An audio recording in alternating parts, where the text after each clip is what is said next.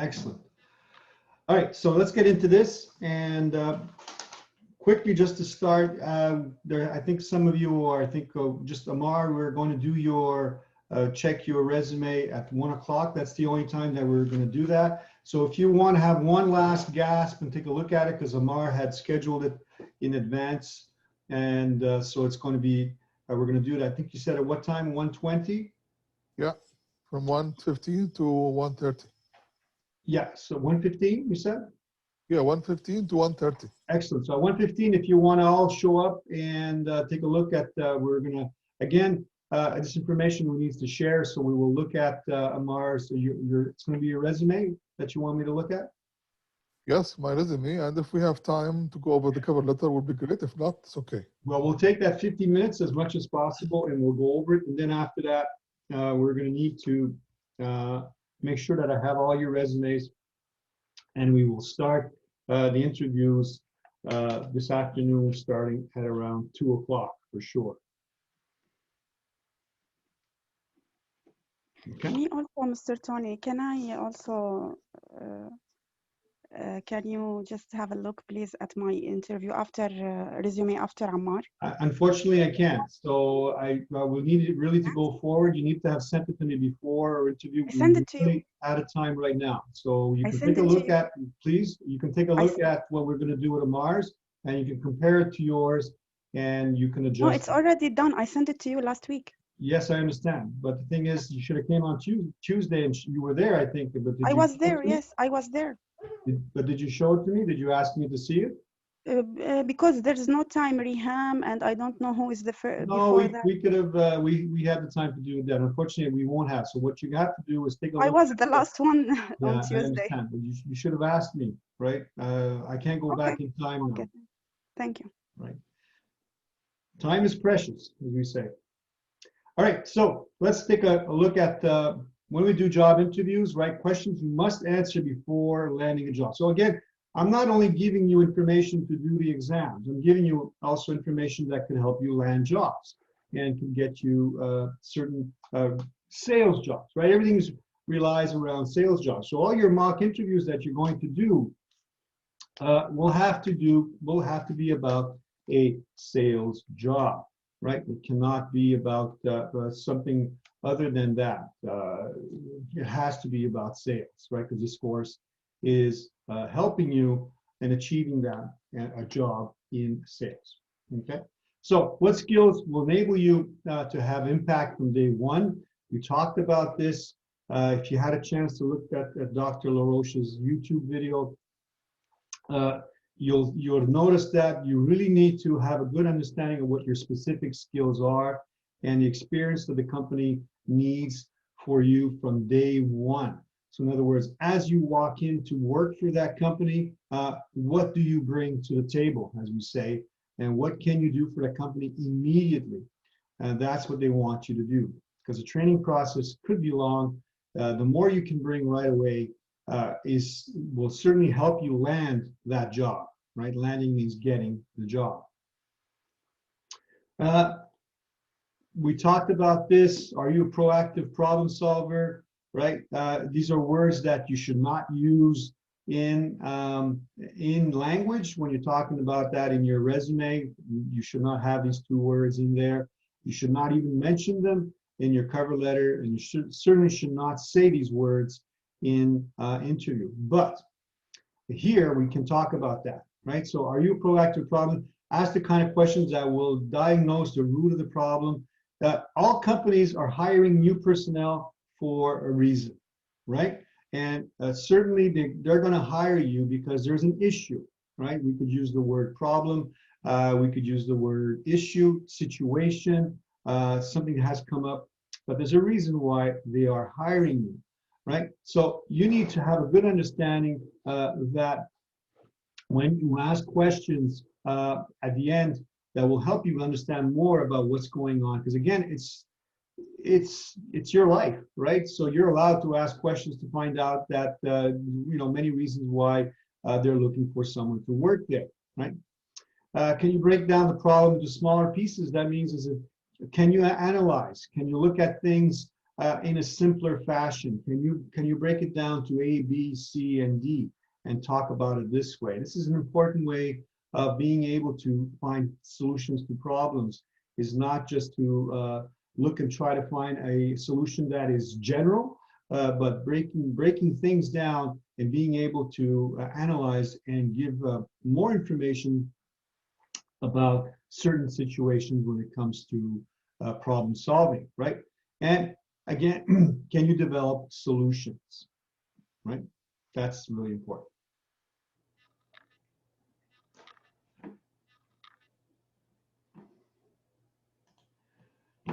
Will you hustle to get the job done, right? So this is being proactive for sure. Some call it being proactive or hustling. Can you do it on your own? Or will you need to always be probed and pronged, meaning that if you don't do anything unless your boss asks you to do it, right? Or your manager asks you to do it. This is one thing that they're looking for in when you're landing jobs, you want to find jobs. This goes beyond being proactive, right? Because you're always looking to do more for the company, right?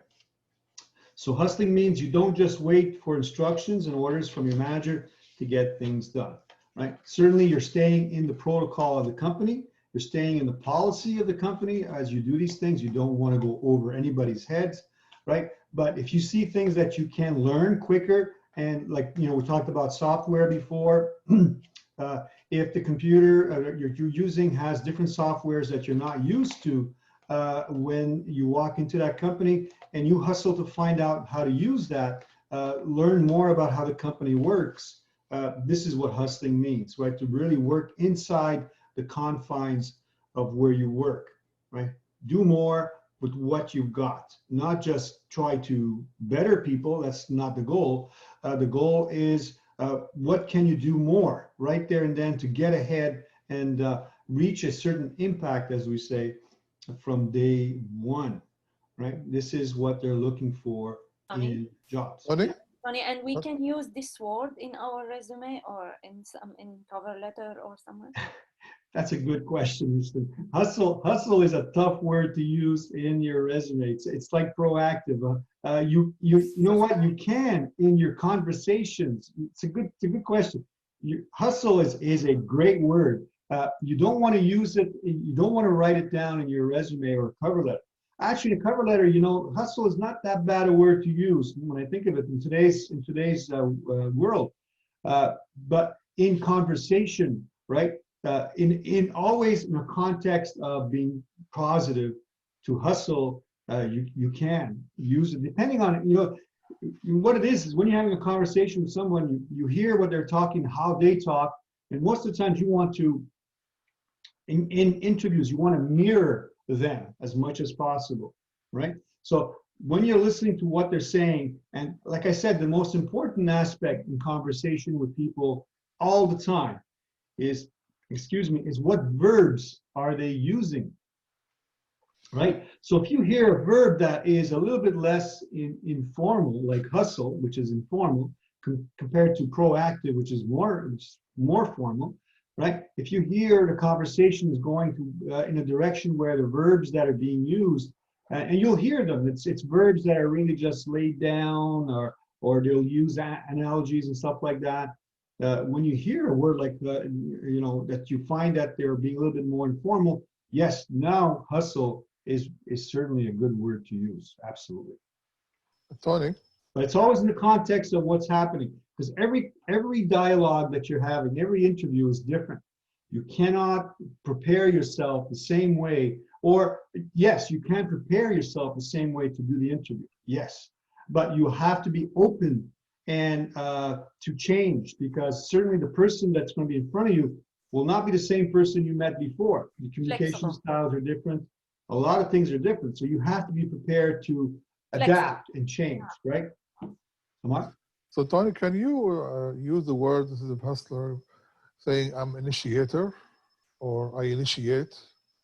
Well, to be initiator is not a word that we hear very often. You know, I'm not sure even if initiator, yeah, you can use that type of word.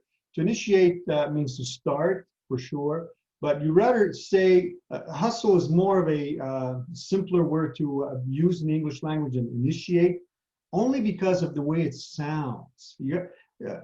I teach English, and I always teach English, so I also teach public speaking. And when I teach public speaking, I also teach debate, how you debate and have conversations with people and what to say, and you know, and stressing your points and how to stress your points, right? And usually you don't want words that might take you out of your comfort zone and how to pronounce them. And sometimes they might come out wrong. You might not do it on purpose, right? But when you are in the midst of a stressful situation like an interview, and you got to say initiator, right? Initiator. It might, I'm not saying it won't, but because we're not in a very stressful situation right now. But when you are in a stressful situation, right, to say words that have a lot of syllables, initiate, initiator, that's a lot of syllables. To say that instead of start, right, where the message is clearer, right, you want to use word, hustle, 2 syllables, initiate, 4, right? So think about that when you're talking, using words that sometimes you know what they say, you hear them all the time, you know what they mean. That's not the point. The point is to actually say it right there and then, and to make the interviewer understand immediately, right? So that's what you want to do. Certain words that are shorter in syllables are easier to grasp, like start, right? 1 syllable, start, or hustle, 2, initiate, diagnose, right? That's a hard word to just say normally. And so could you imagine saying that in an interview where sometimes, you know, you are a little stressed and you are trying to make a point, and let's say you mess that up, it'll stick in your interview that you messed that up, right? It will. So I hope that helps, right? That gives you an understanding of how to public speak and how to job interview. Try to find the words that you're very comfortable with. Remember what I told you about the verbs? Did you do the exercise of the 10 verbs? Right? Do you have your 10 verbs that you will use during a job interview? And did you have a look at them, what they are? Are they yours? You can use them all the time.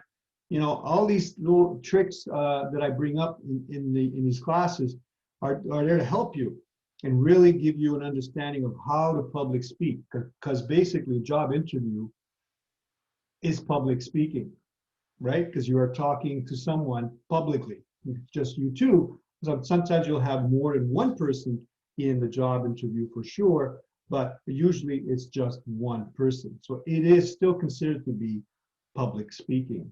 So think about that when you're about to say a word. As you're going along and you are observing your interviewer, do you have a good understanding of what they're saying? What verbs are they using, right? And that's the other thing about mirroring, right? You mirror them is also sometimes use the words that they are using, right? You can also measure their tone. Are they always like this? Are they always fast? Are they slower? That tells you a lot about the communication style. We talked about that before. So you're observing and you're measuring all of this as you go along, right? Are they always looking at you? Or do they look away? Okay, so think about these things, how speed is important, tone is important, the actual words that you use. You don't want to impress them that you know a word, that you know you're capable of using a word, let's say, like we just said, initiate or diagnose or words like that. If you're trying to make a point, okay, and it's very important for you that the interviewer understands, simplify your verbs. Start. Okay, does that help? Big time. Thank you very much, Tony. All right, so let's keep going.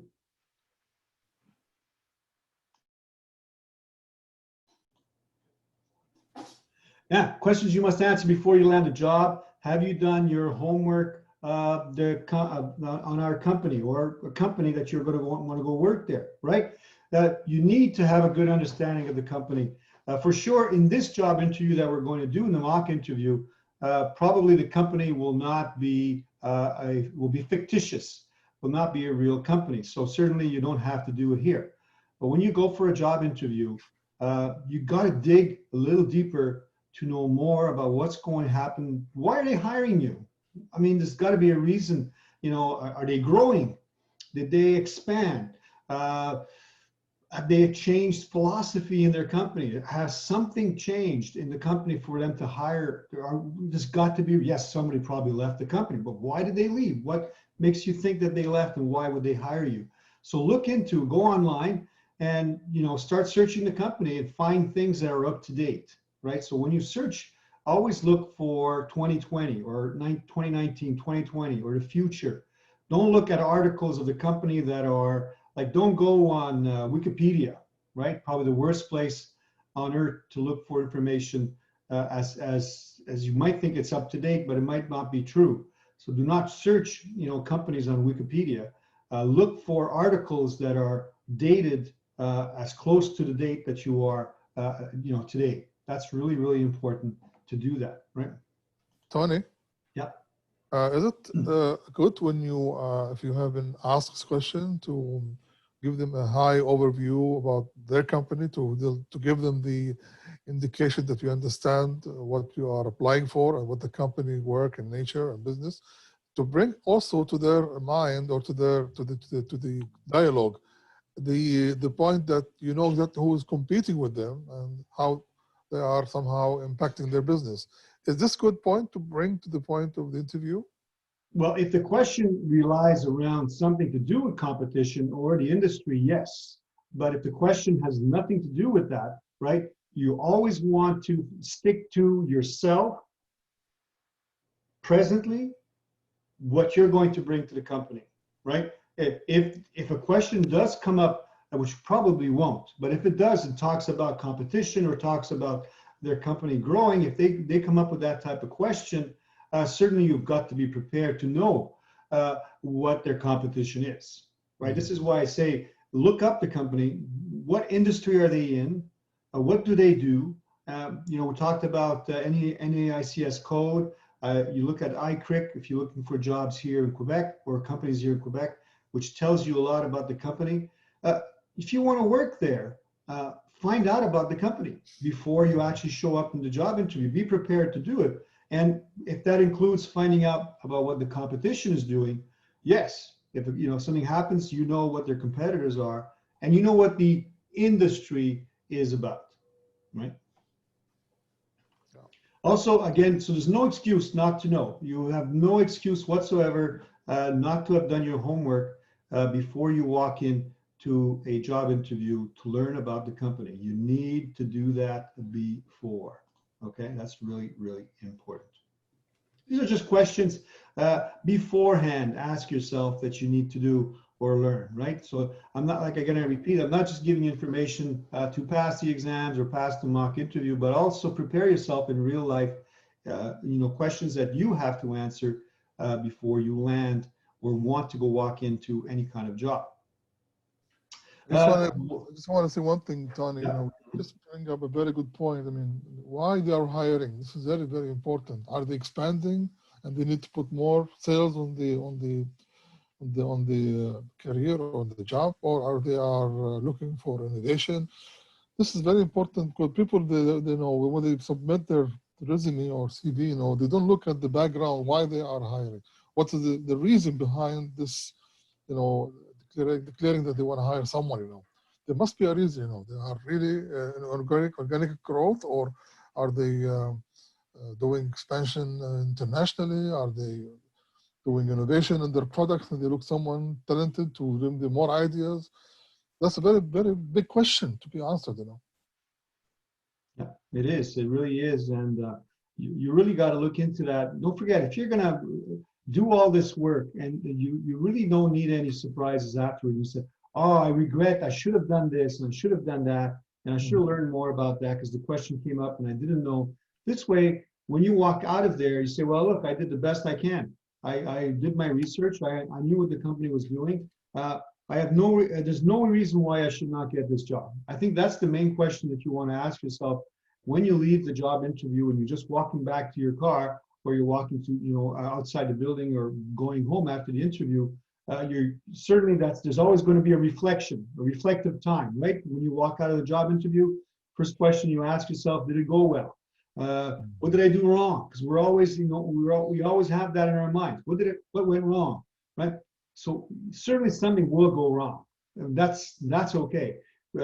As long as what goes wrong is very minimal and it doesn't affect your personality, what you're trying to tell the job interviewer, and make sure that they got a good point, a good understanding of why you are who you are and why you want this job, right? This is what's really, really important. So when you walk out of there, you say, oh, that went pretty well. Yes, I might have been here or there. I could have done something, right? There's always something you can do better, right? You always have to have that. When you leave the job interview, you always got to say to yourself, oh yeah, there's something I could have done better, right? You've got to say that to yourself. And try to find what that is. But you also have to look at what you did positively. And the only way you're going to know what you did positively is if you're prepared. Right?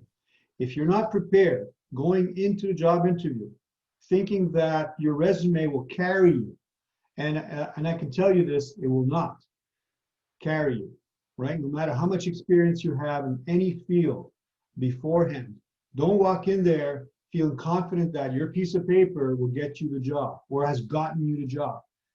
Don't feel that when you walk into a job interview, you got the job, right? Oh, they want to see me because they want to give me the job. No, you can't walk in with that. Yes, you have to be positive, but positive is one thing. Being arrogant and trying to say that you are above everything based upon what they know about you and your past, that is not very smart. Right? So you're really trying to show who you are when you walk in there for a job interview. Yes, you have a great opportunity, fantastic opportunity to show them who you are to get that job, right? But yes, you have to be confident. Yes, but like I said, you don't have to be arrogant in thinking that no matter what you answer to the question, hey, just look at my resume. And I've had this before in job interviews. I've been doing mock interviews for a very, very long time. And students walk in and I ask them questions about their past or tell me about your experience. The answer comes back, well, it's on my resume. Take a look. Tony? You know what's going to happen, right? They're not going to, right there, answering a question like that takes your crumble resume and gets dropped into a paper smasher. Okay. But some people think that it's serious. I'm telling you, this is true. Students have walked in to job interviews and said, oh, just read my resume. It's right there. It says everything in my resume. And I'm looking at them like, okay, yeah, but that's not my question, right? Who's asking a question? I missed you. Tony? Was that you? No? It's me. Okay, go ahead. I don't see you. Why? Okay, go ahead. Me? Yeah, Nadia. I had like added a idea. Something happened for real. Sometimes you send your CV and they have a look at your CV, and that skills you have, they don't need them. They need only one or two, but they can see your CV is something over, but they call you for an interview. Mm-hmm. And once you come, you talk and all, they tell you, hey, listen, normally we need someone not at that point of skills, but we wanted to have chat with you face to face. Well, you know what I'm going to say about that, right? You know what I'm going to say about that? Is the fact is your resume does not match the job description, right? And you're basically showing off. And to show off that you have extra skills is one thing. But if you put skills that have nothing to do with you landing that job, don't put them in your job. Don't put them in your resume, right? The skills that you put in your resume always have to be in touch with the job description. It's got to be about the job. It's got to be about the company. This is why when you write a resume, right, if you're applying for 50 jobs, how many resumes do you have to write? It's 50. Yeah. Each one depends on the job offer. Absolutely. So you got to do 50. So if you write a resume that are skills about, let's say, engineering, and this is sales, and you say to yourself, oh, well, how do I link what I've got? Yes, you can, of course, link skills that you have in engineering or in accounting into sales. But you need to make sure they understand what that is in your resume. You can't just put that you know about engineering, which has nothing to do with what the job is about, right? So yes, if you have experience outside a certain job, you can still direct or write your resume to be more for that job than for a job that you're not applying for. Hello. Yes, Tony. Can I write my resume without job description? You mean without experience or description? No, without job description, without job enhanced, or let's say there is a many jobs in the market, and I want to submit my resume, right? Mhm. It's supposed to be matching with the job description. As As you mentioned right now, Yeah. if there is 50 job description, or if there is 50 interview, I have to submit 50 resume, correct? You do, yes. As much as possible, everyone has to be aligned somehow to the skills of the job, not your job description or your experience. Your experience is your experience. You can't change that. It has to be on your resume.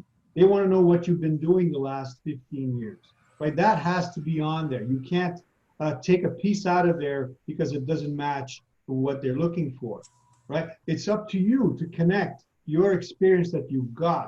Like they'll ask you, well, you have all this experience in this other field. Why are you applying for a job in this field, right? That's a question that's going to come up for sure that you need to answer. So yeah, I'm talking about skills here, right? The skill set has to really align with the job. Your education and experience, you can't change it. You can't lie, right? And you can't really distort it or change it. But you can say in your experience something that connects what you've done there to this job, not to what you used to do. Like, don't show off, hey, if you did something else in that job, that's cool. That's your past, right? That's cool. You can tell them about that. But don't rely just on what you did. Rely on what you did will help the company today, right? Tony, sorry, it's not clear. I'm still confused. For example, if you asked me to bring my resume. Yeah. So my resume, is it my experience, my skill, or it's my skill based on your job description? Yes. It has to somehow Which one? connect. Which one? It has to connect, Elil. I just told you this before. Your skills have to connect to the job, or else why are you applying for this job? If all your skill set does not connect to that job, you're not going to be interviewed. Right? So your experience, though, cannot change. If you've worked in another field before, you need to put that down. I worked in company A, and this is what I did in company A. I worked in company B, and this is what I did there. Right? That you have no choice but to put there. But your skill set, when you talk about skills and how you, why are you applying for this job? I'm gonna ask you that for sure. Get ready, because that question will come to everybody. Why are you applying for this job, right? So no matter what your resume says or what it is, there's a reason why you are so proactive and you are here in front of me for this job. What is it, right? You can't be just applying for a job outside your skill set and expect them to give you a job interview, because they're not going to interview you, right? Do you understand? yeah, okay. You really have to tell them that you're the best candidate for that job, right? How are you going to do that? Based upon your past? No. Based upon what you know? Okay, now we're getting there. Today? Okay, what you're learning, right? You're taking a sales course. If you're taking English courses, if you're going to French school, you are here learning, you are going to be taking internships. You're doing that now. But what is all of your past? all of your skill set that you're learning to do now, present, all of that is going to do for my company in the future. That's what you have to, or else why are you applying for the job? Oh, you're going to say, oh, because I need to work. Well, I'm not going to give you the job. I'm not even going to give you a job interview. Right? You have to convince me. You've got to come in there and show me and tell me the answers of your questions that I give you that will tell me, yeah, maybe there's a good chance that I will hire you. Right? But I'm not going to hire you because if you answer my question by saying, I need a job, I guarantee you, you're not going to get hired if you answer that way. Of course, right? I mean, it's logic. So think about how are you going to connect yourself to that job. No matter what your past experience is, there's got to be something in there that you can connect.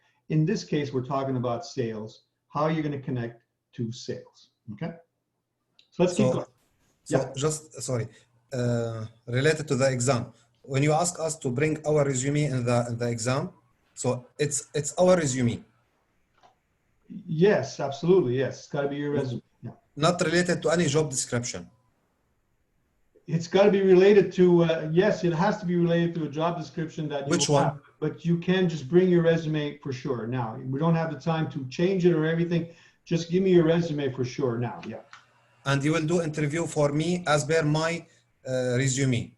No, I will give you, I will explain to you once we're finished this let's finish this first. Hilo, Okay, sorry. You're going way ahead now. I know you want questions answered, but I can't do that.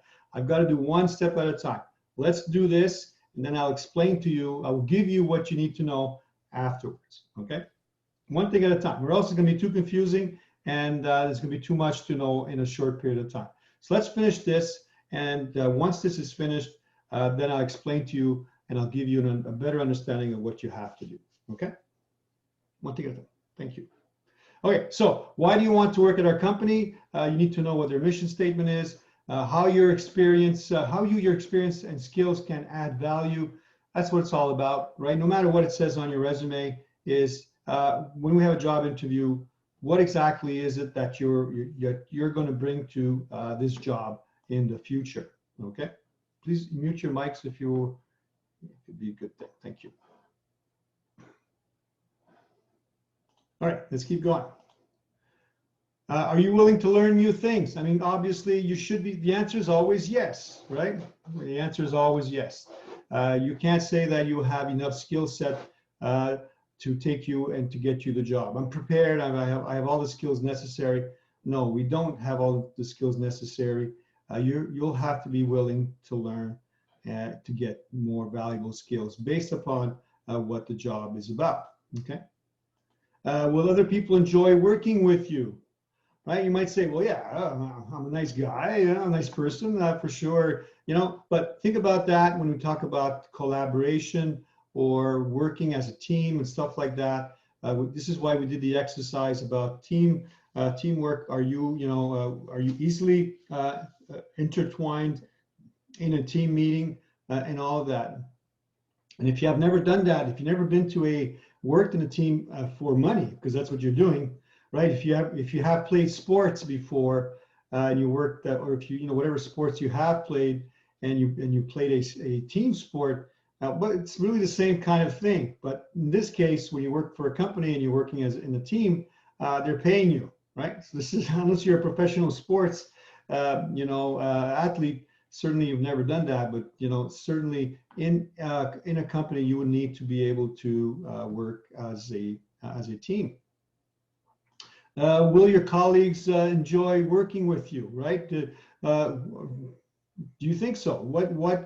This question can come up too. If it's very important for the company that you work in teams and have all this collaboration together, especially today where a lot of employees are at home, right? And they're having Zoom meetings and they're collaborating through software and they're collaborating all online.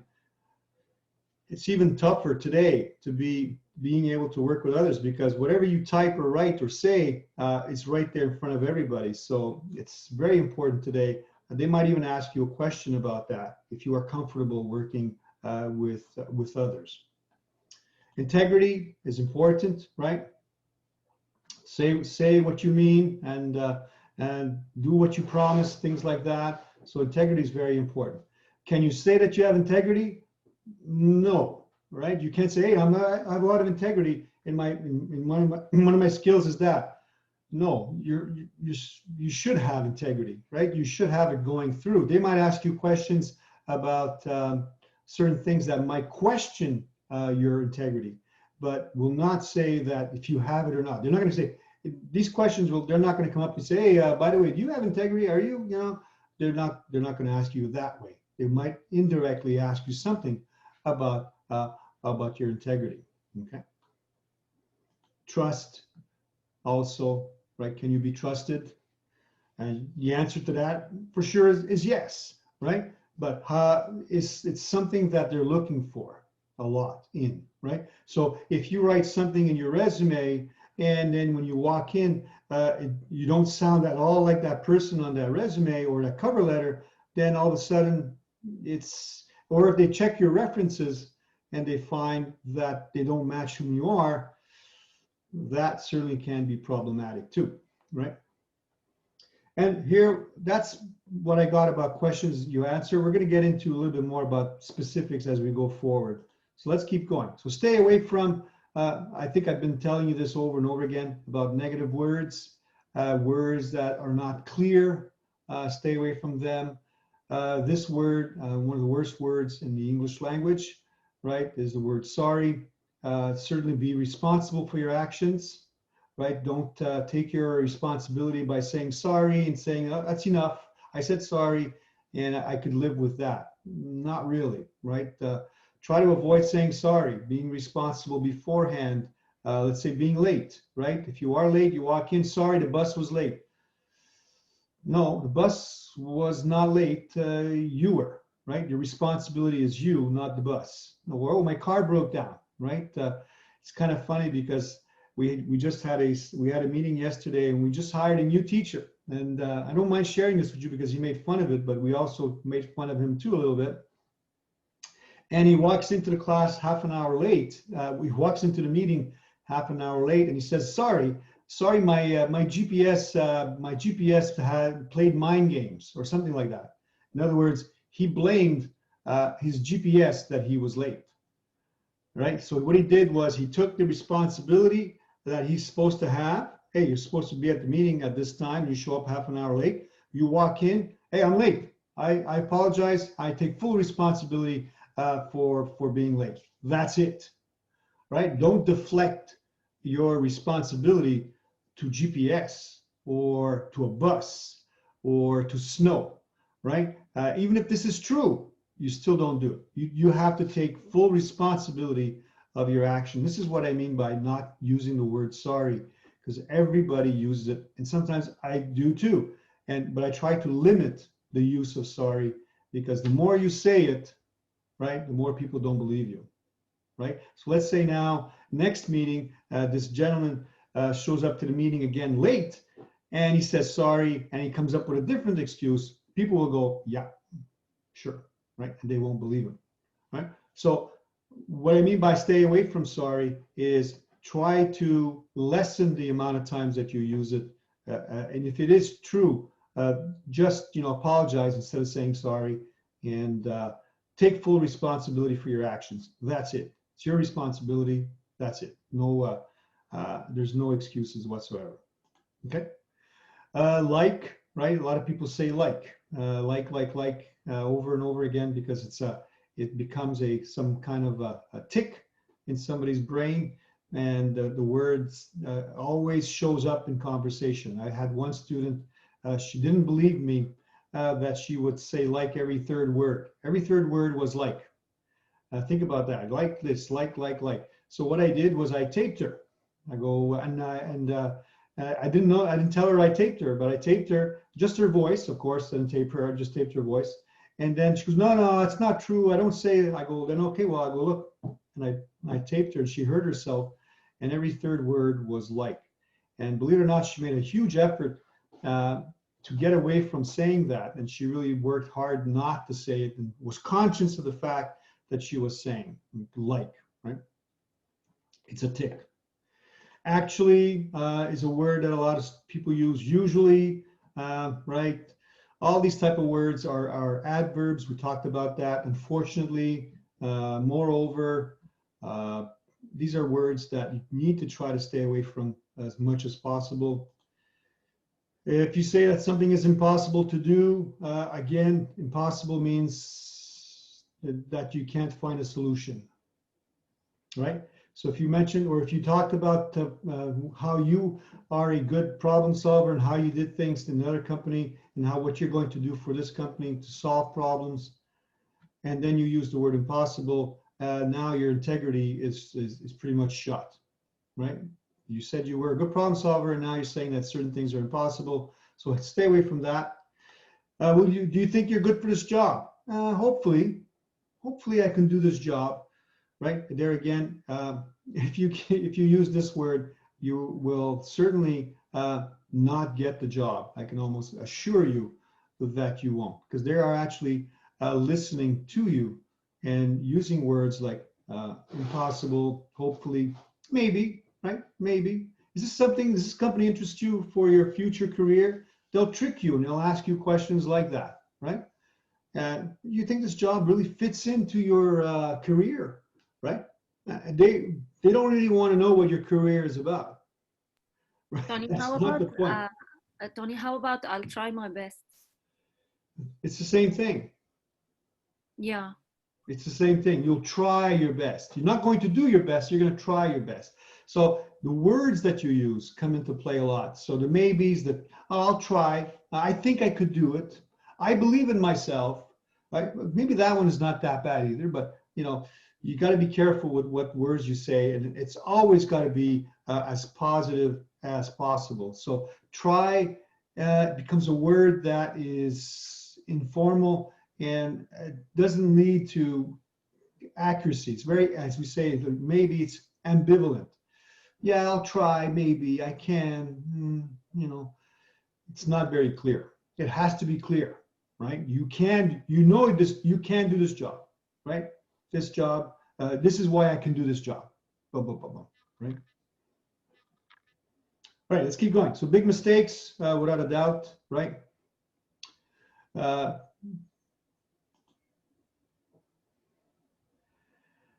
Walking in late. If you know you're going to be late, you need to call ahead, right? If the meeting is at a certain time and you know you're not going to be there at that time, emails don't work at this stage, right? Do not email.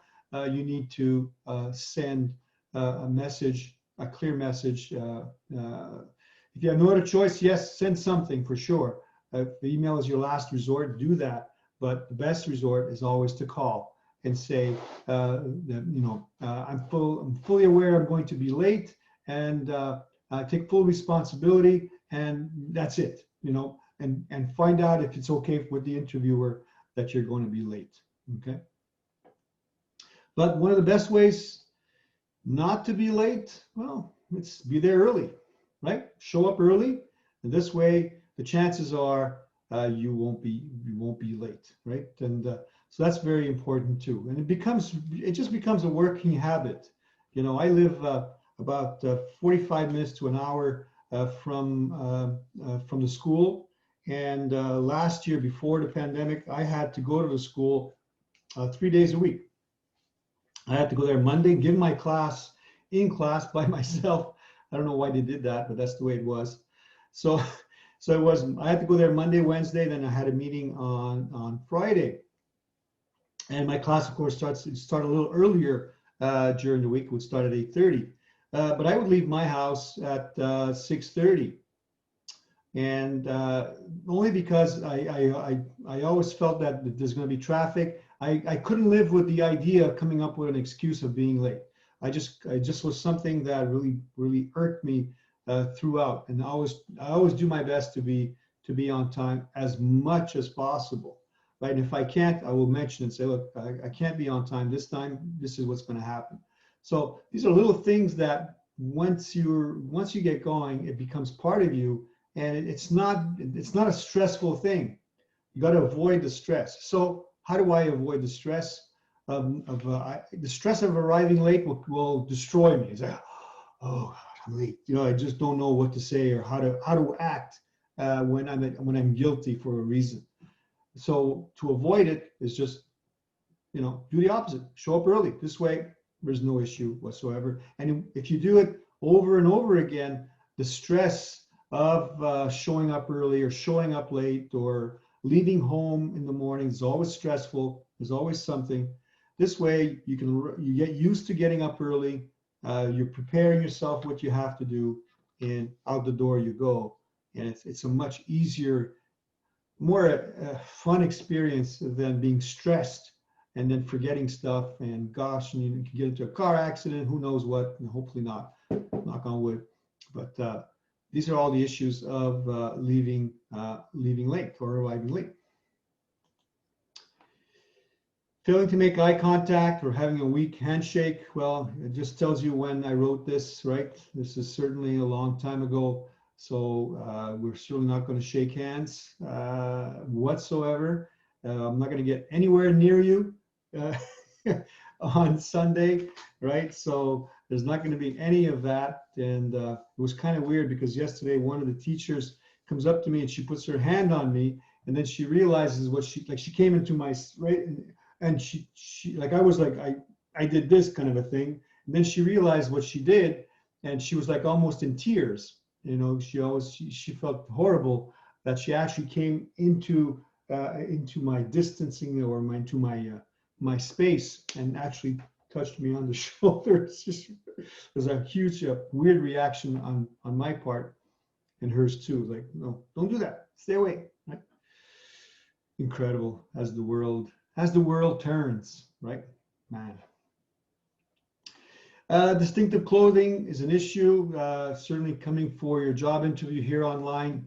I'm not going to be expecting you to dress any differently. Excuse me. It's not going to be an issue, but if you go for a job interview, certainly you need to wear not too many colors or too flashy clothes. You really just want, attire that makes you look intelligent and gives a little bit more about your personality, but not too much of your personality. Flashy tie, let's say, or stuff like that. Sometimes you have to be a little bit attentive to what you are wearing when it comes to business, right? I also won't be able to tell if you're slouching online, right? But I will pay attention to how you were looking at me online for sure, right? So when we do the interviews after, you can practice that too, right? Like stay forward and act professionally on Zoom also, because it's a thing. It's not going away. So you might have to have job interviews in the future in Zoom. So you need to convey the message that you are not slouching and you are positive and giving off good nonverbals as you're there, right? You don't want to be stiff, right? But you just want to be positive and show that you know what's going on here. Talking too much, right? Sometimes we overstate what we're saying. It goes back to what I mentioned to you before. Answer the question, use words they understand, and stop talking, right? Once you've answered the question, stop talking.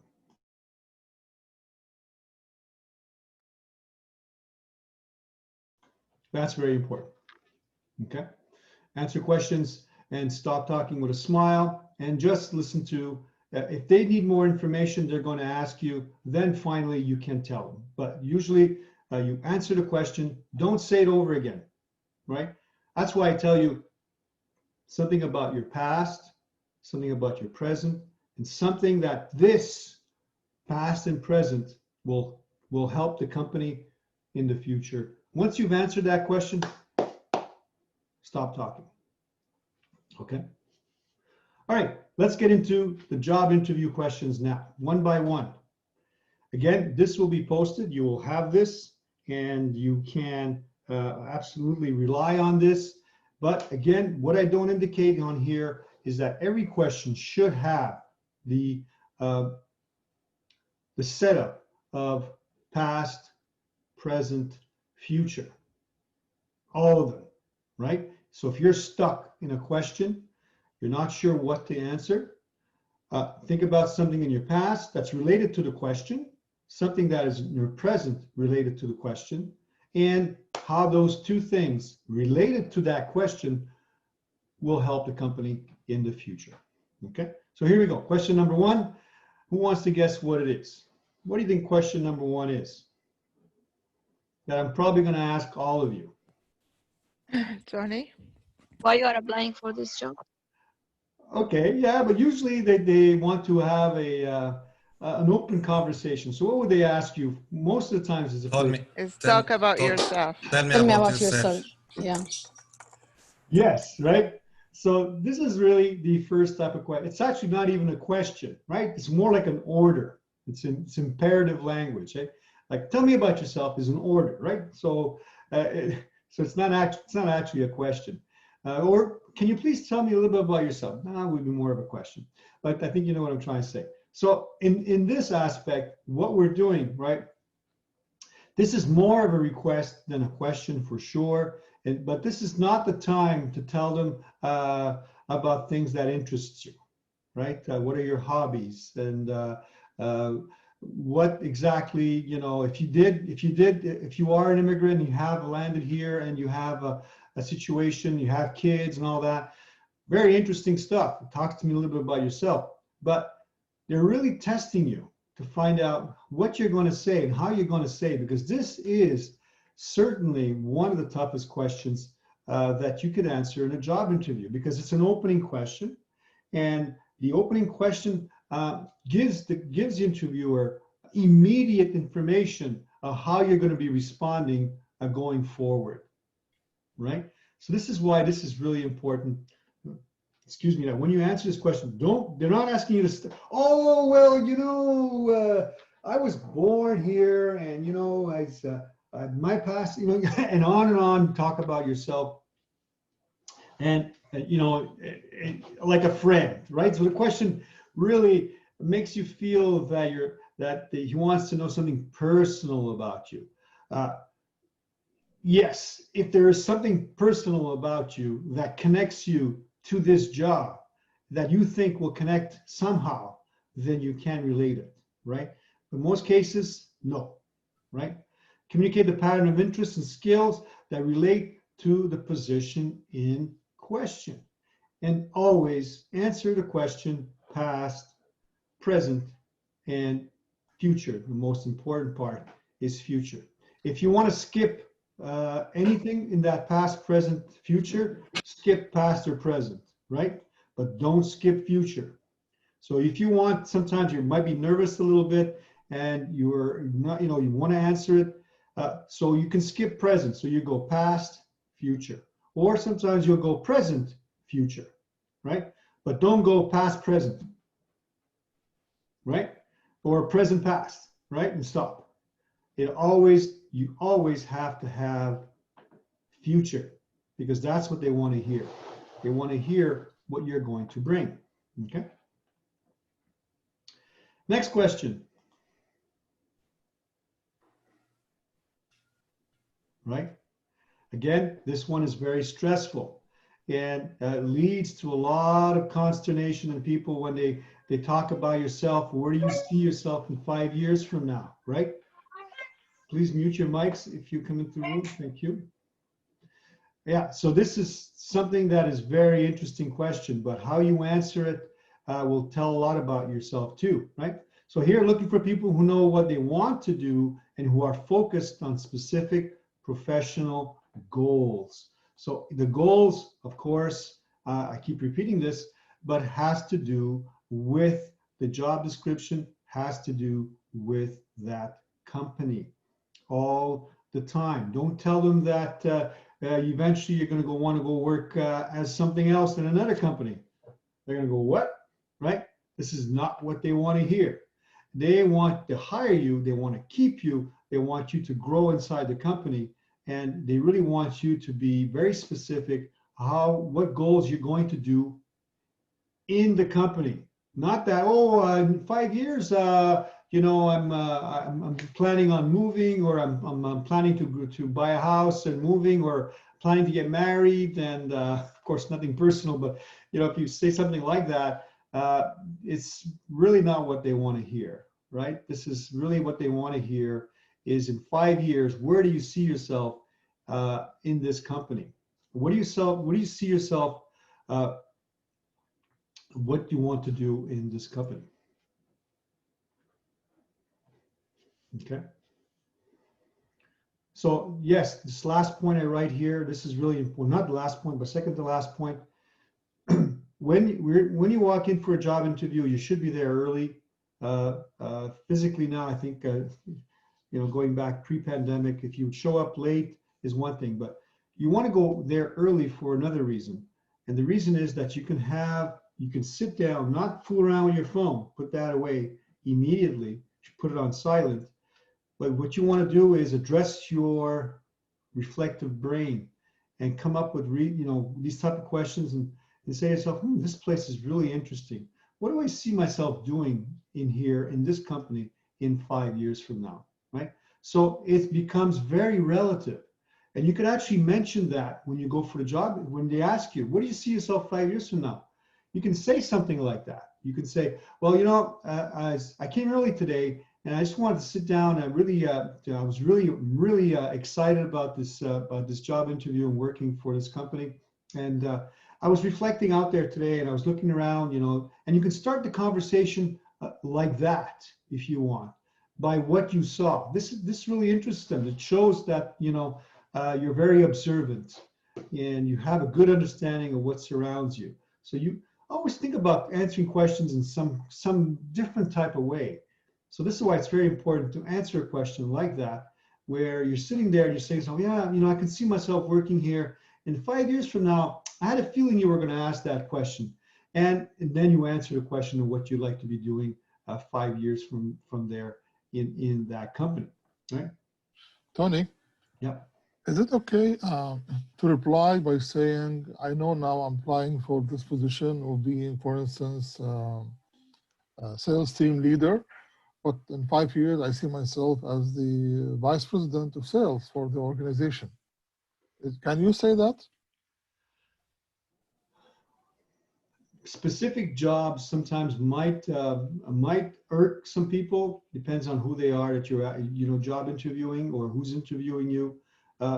You can't really talk about certain objectives or certain goals that you find to see yourself, that you don't have to be specific in jobs like vice VP or account manager or sales manager, but you mention the actual department instead.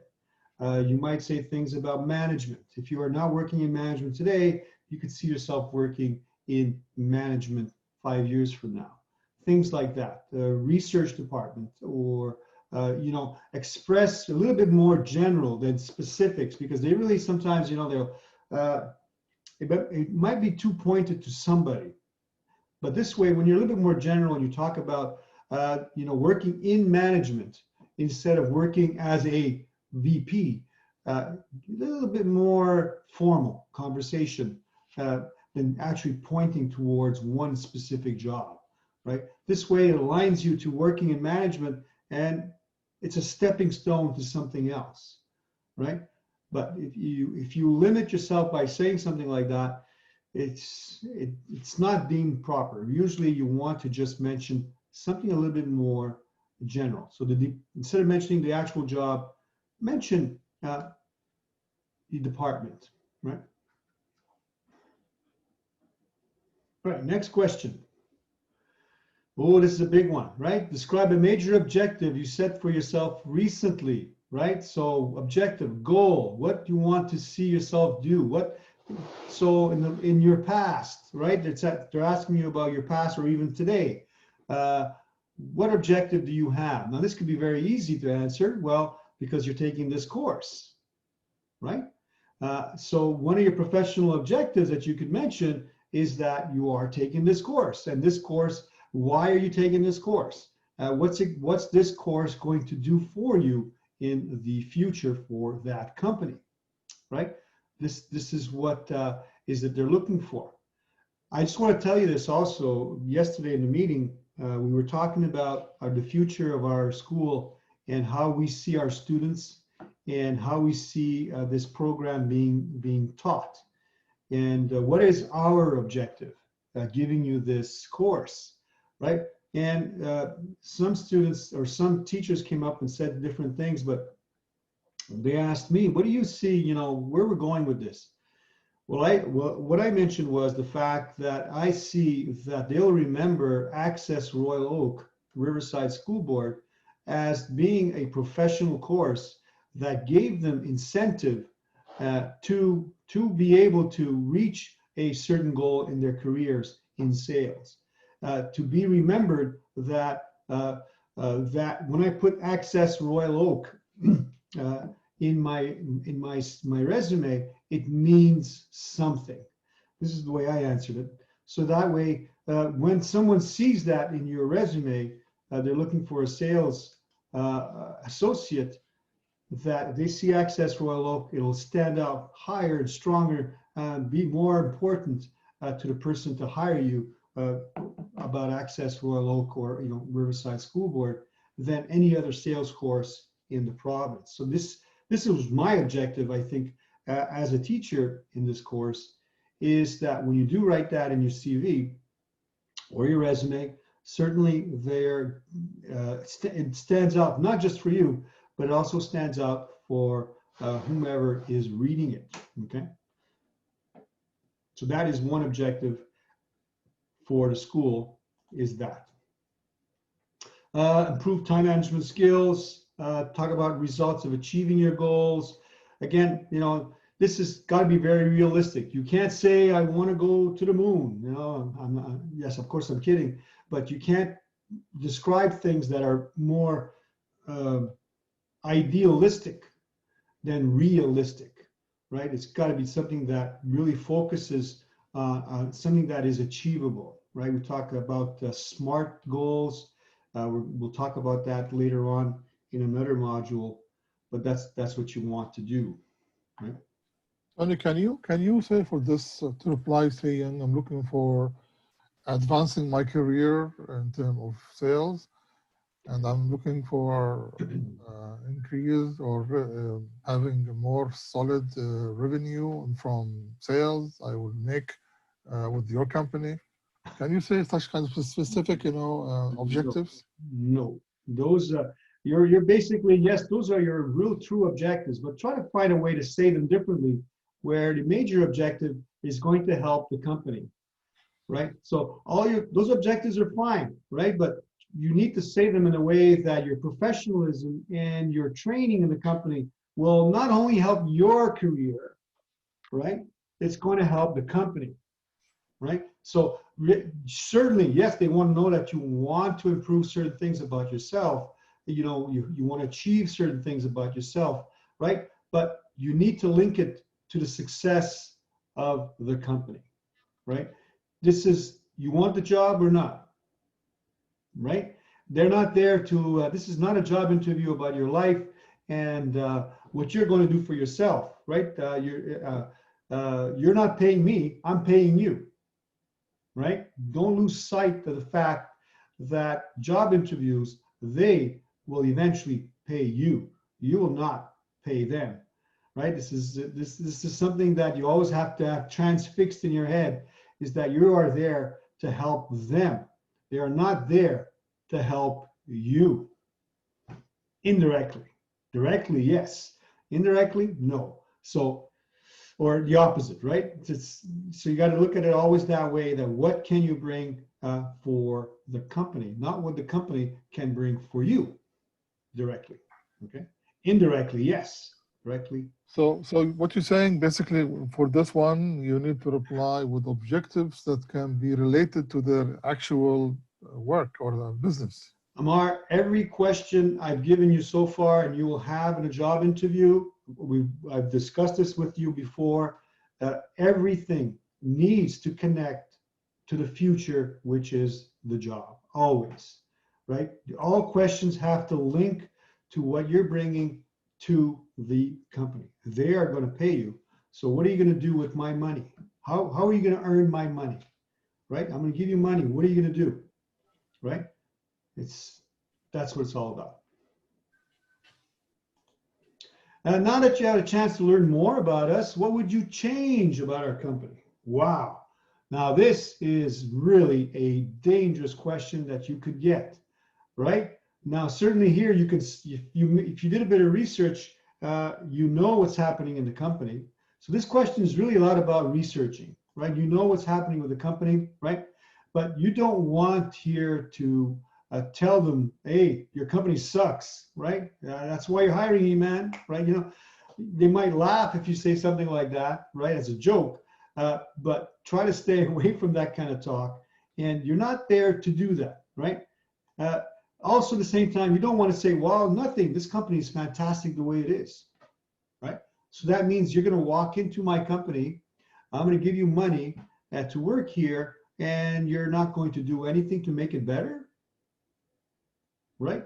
So you need to focus on, you know, many things, but you need to focus, you know, on issues that might not be too threatening when it comes to the discussion that you're having.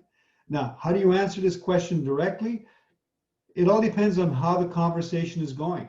It all depends if you're prepared and you did a bit of research and you know what's happening in this company, right?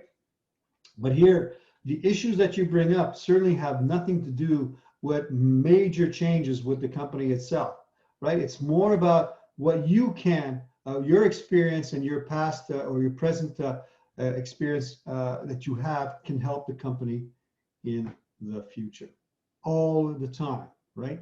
So it's always something to do, sometimes, you know, more about you in this case than about the company, what you bring to help them change a little bit, not major, right? This is not going to say, why? Our company is really that bad? Oh my gosh, right? Or the opposite. Oh, I'm not going to do anything. Your company is great. Tough question to answer, right? Tough question. Speaking of tough questions.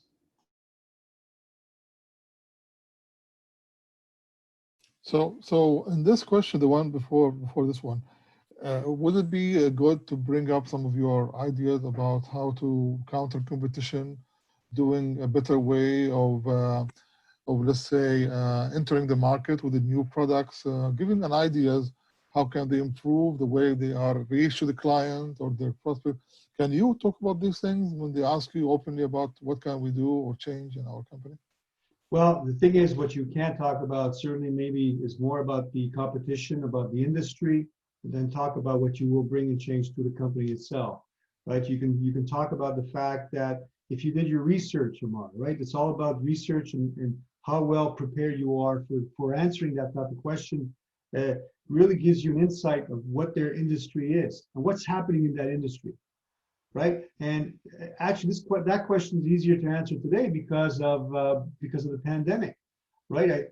It's in a way we learned so many new things that companies don't know anything about the pandemic, right? So you can talk about the pandemic in a very positive tone of when the company comes out of the pandemic, what do you see happening, you know? And that is more related to, or what do you see happening in the industry, not just in this company? So the answer is, it's misdirected, right?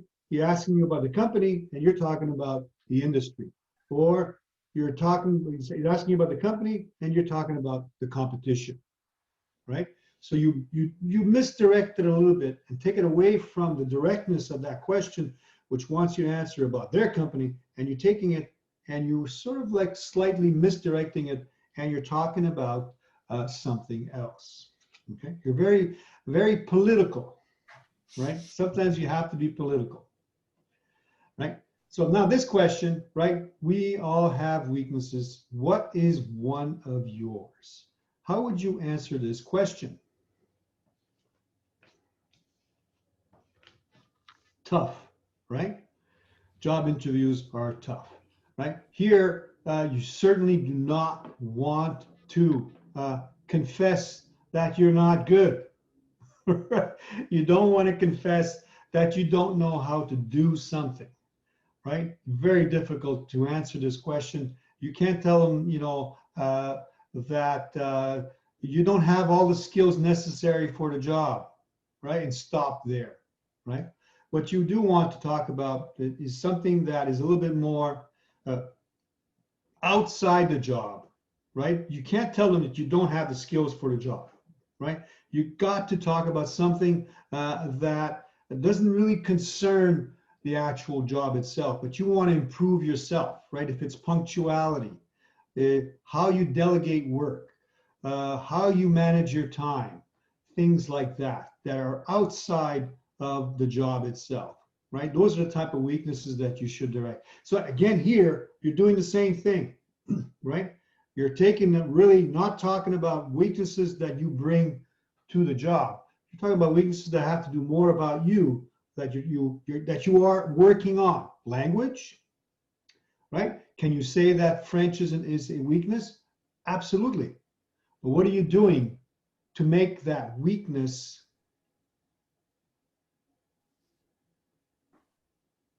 into a strength, right?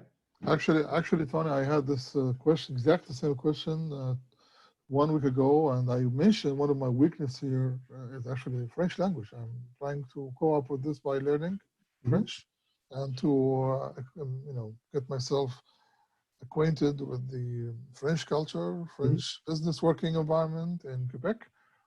And the guy told me, very nice, good luck. It's good thing you know that and you're working on it. So I just want to say, repeat what you said now. If you say it in a clear way, sometimes they will take it in a good way, the viewer. Yeah. Tony, Yes, Nadia? you want me to give you an example of weakness? Sure, go ahead.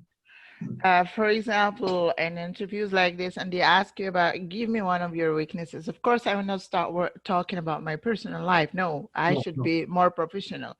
So one of the things I have given in my last interviews is that I have one weakness, and that is I have a problem of dedicating. I have a problem of sharing the responsibility with my team.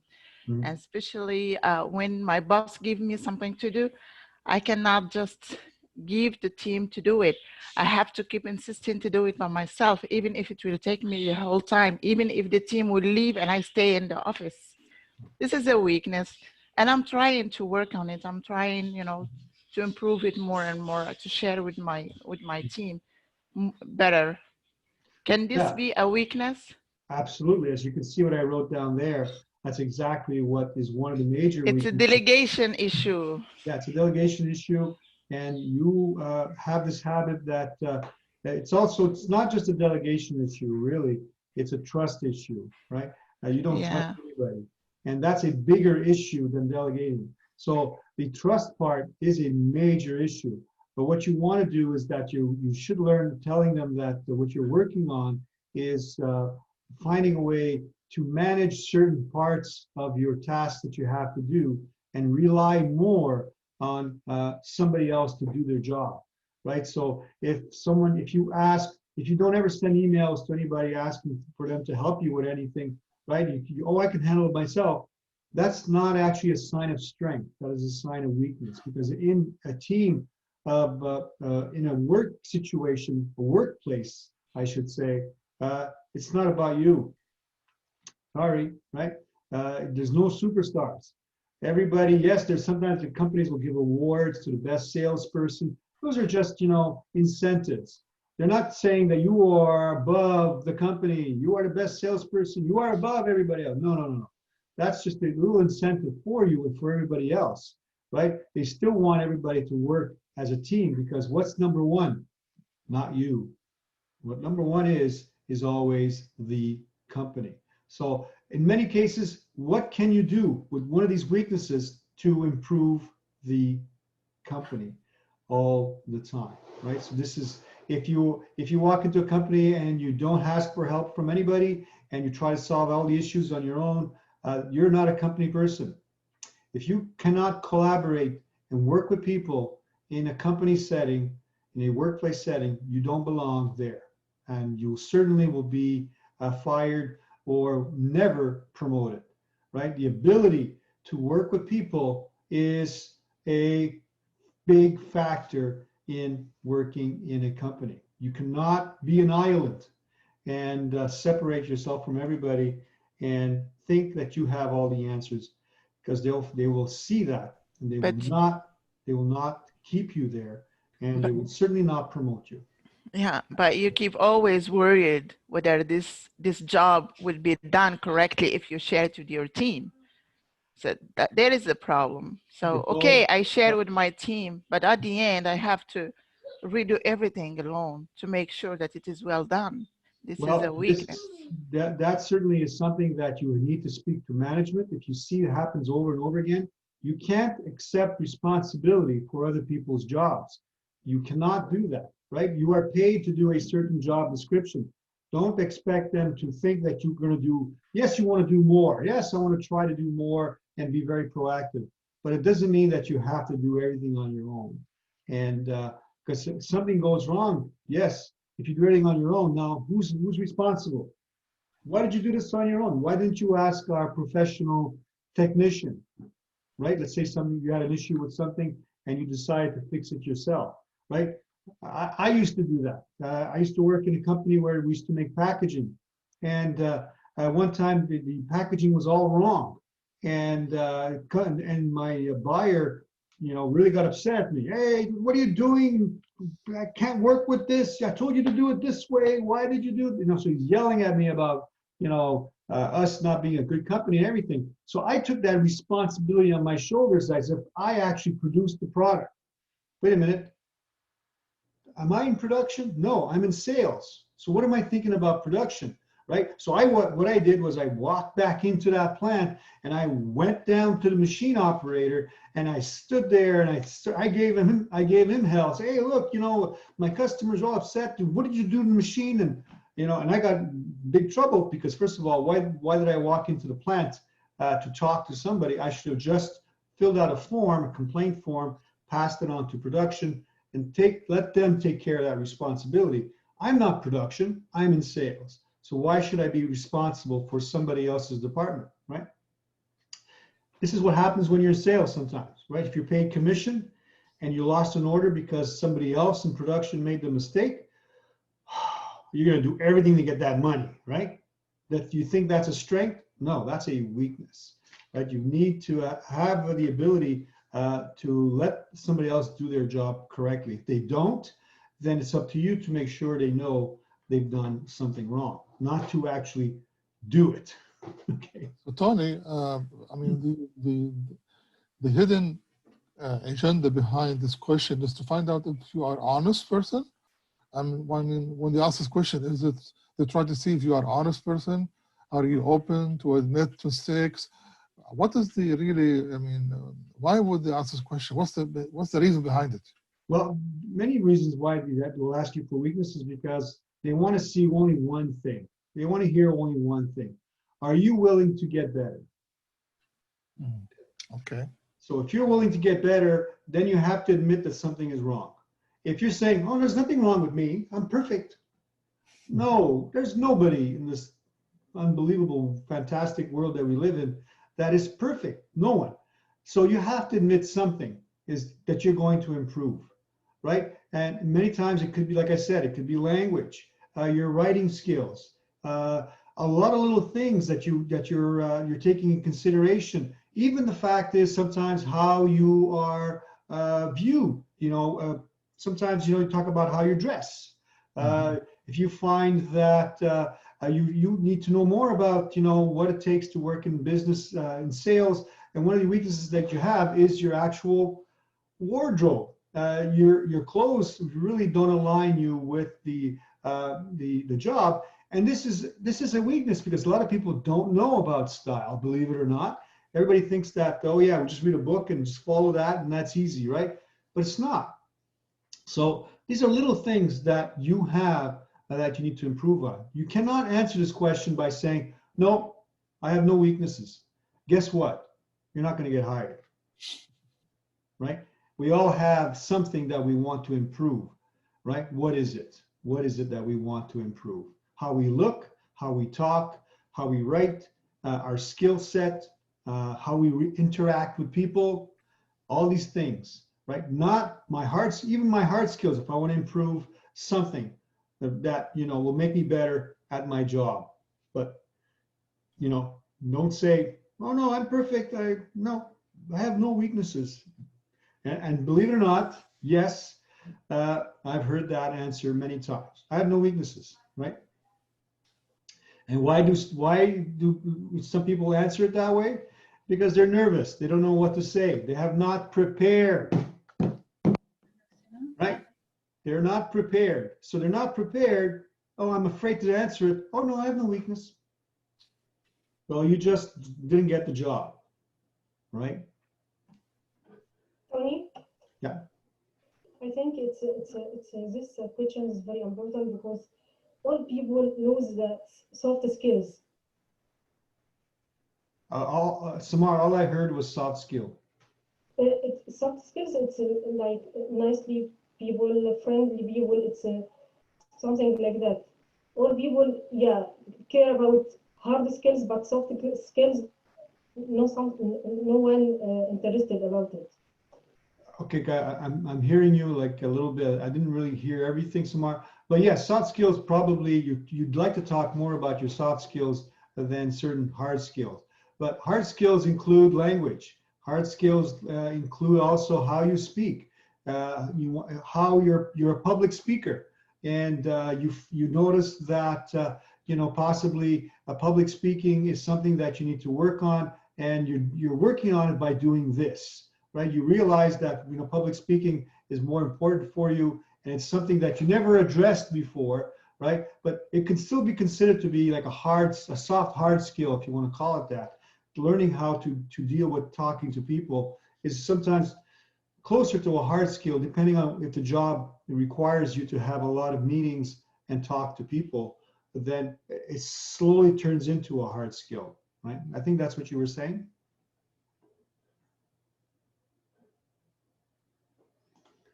Well, let's keep going because we're getting close to 12. Actually, we are at 12.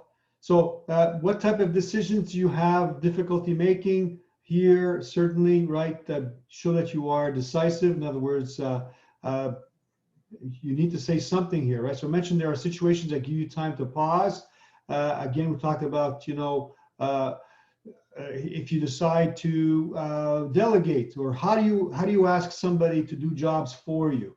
Right? Or how do you delegate work, right? Or sometimes, making better decisions, right? So you might say something like, I sometimes have difficulty choosing between two equally good ideas, and I don't move forward. I'm stuck on two good ideas, and I can't be too decisive on that. But you have to show that you are decisive here and being able to handle situations that are difficult to handle. So this is what they want to know. And again, all these questions I'm giving you are certainly very difficult to answer in a job interview in a stressful situation. So that's why being prepared is what helps you a lot. We're considering 2 other candidates for this position. Why should we hire you rather than someone else? Now it's a little bit the same thing as why should we hire you, right? But they're adding, they're comparing you to somebody else, right? So they want you to compare to somebody else. Here, you don't talk about the somebody else, right? You stick to why should we hire you, not rather than somebody else. Here, you need to focus on strengths that you bring, and you should not compare yourself to anybody out there that's out there. This is about you. You're the best candidate. You don't have to compare yourself to anybody here. It's Tony, because of the qualities you have, they will hire you.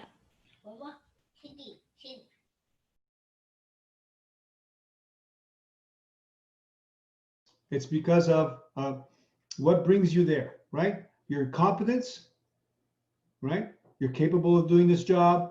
You are a professional. You are enthusiastic, and you are very likable. Those are 4 things that brings you there when they're looking for in a job interview. Now, do you say these 4 things exactly like they're written there?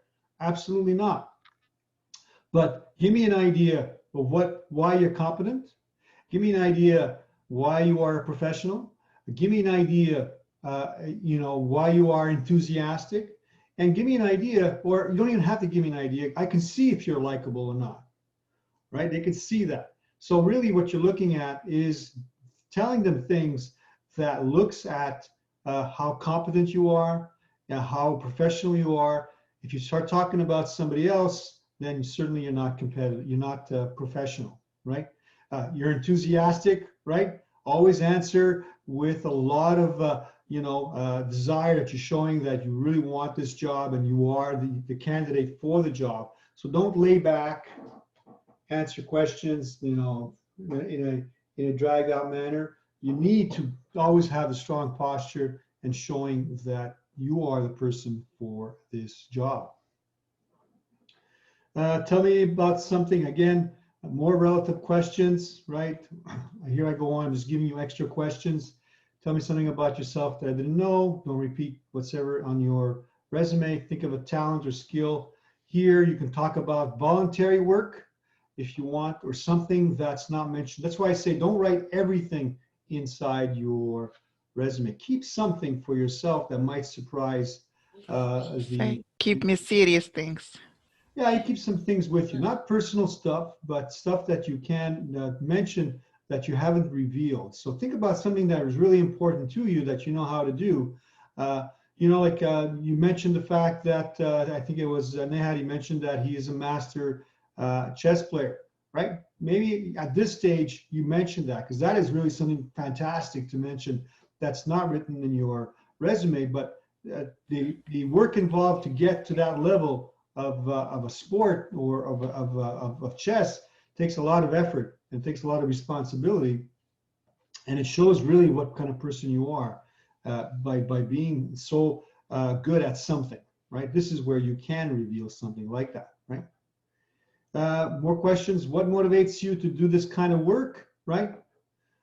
Certainly you have to believe in the products and services of the company. Your personal experience demonstrates your interests and strengths. I go on and give you all kinds of information that you could use about how you answer questions. But what I want you to always remember, again, is the present, past, present, and that monster way of answering questions is what will you do for this company? Every question has to finish with the future, okay? Why should I hire you? Right? Don't repeat your resume or employment history, right? Offer one or two examples that explains why you're applying to this particular job, right? Right now, this is present. Why are you applying for it? What is your reasoning behind it? And again, what you can bring to the company with your experience and education. That's why I'm going to hire you, right? You can't lie here. You can't make up stories, right? You have to be very honest. This is my experience. This is my education. This is where I stand today. And this is where I want to be with the company in the future. One question, I give you more questions. I give you quite a few. How do you manage stress, right? And sometimes this question is very difficult, especially today. Today you might get a question of about the pandemic. So how are you handling this? The pandemic. Could be a tough question for you to answer, right? Because we can easily go into a very negative pattern of what the pandemic is, right? Because it's really a negative aspect in our lives, right? With what's going on. So it's very easy to sway into a negative or very distressful kind of situation, right? So here it's something that you have to think about, right? About what you do in general that you like to do. Is it yoga? Is it playing a certain sport?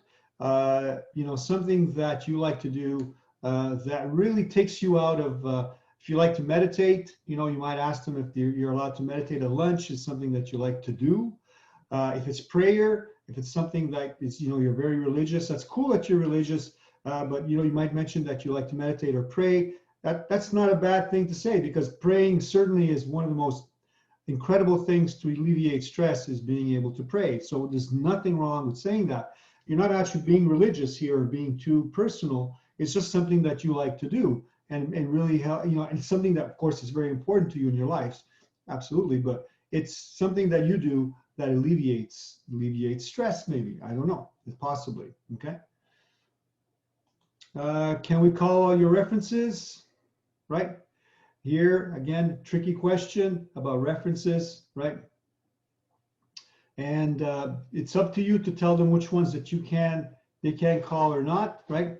But certainly you want them to tell you that they will do this.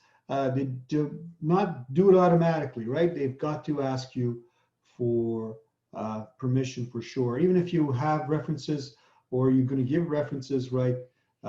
You can, but you make sure that the references, I mean, obviously will give you a good review, right? You don't want to get references that are going to give you a bad review. So think about that before. This is why it's so important to leave companies with always a very positive attitude or positive breakup, because you're always going to be able to ask them for a reference later on.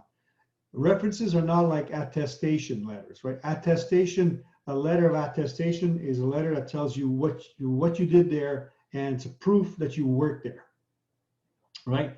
And some companies will ask you that. So if it's a very important job, like teaching, they will always ask me for my attestation letters. In other words, where did you work before? How long have you been teaching? What do you know about sales, right? They won't just take my word for it, right? This is why nowadays it's so difficult to even decide to lie or try to stretch a truth in your resume by saying I worked there 10 years while you only worked there 9, right?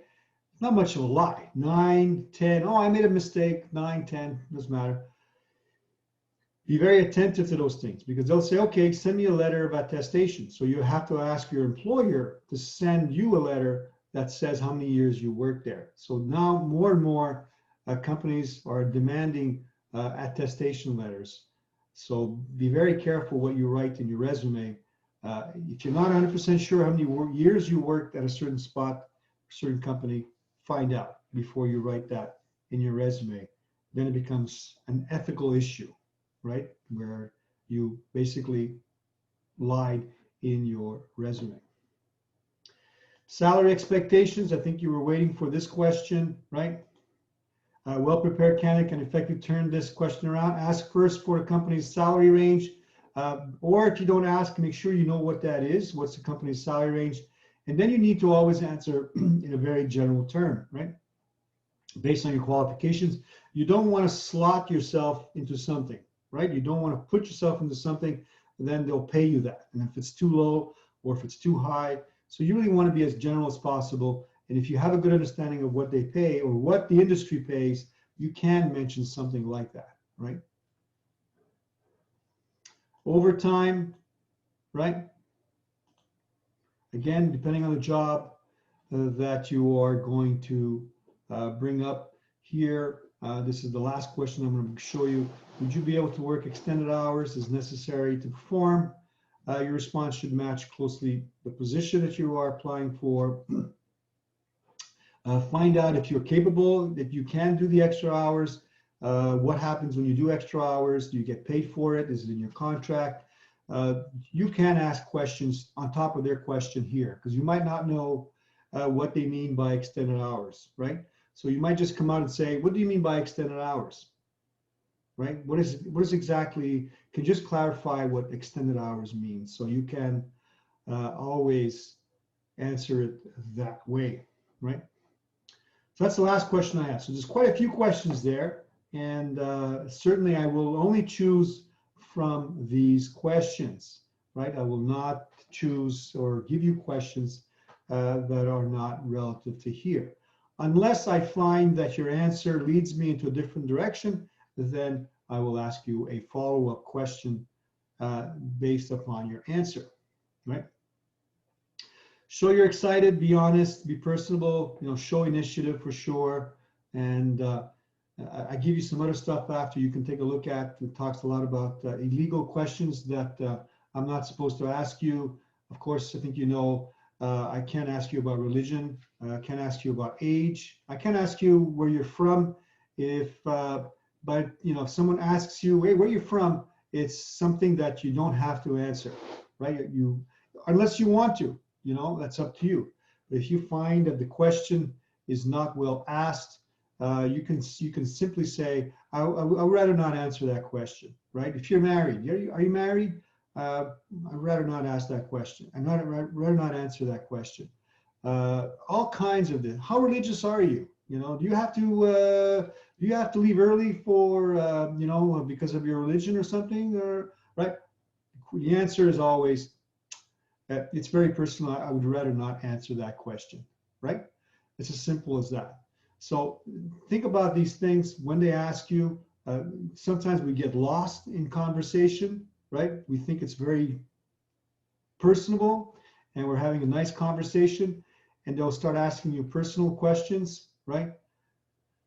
If you find them to be too personal and you don't feel comfortable in answering a question, don't answer it. You know there's a problem there for sure, right? So don't answer that question if you find that it's too personal, okay? I just want to move it over. Let me see if I got anything else.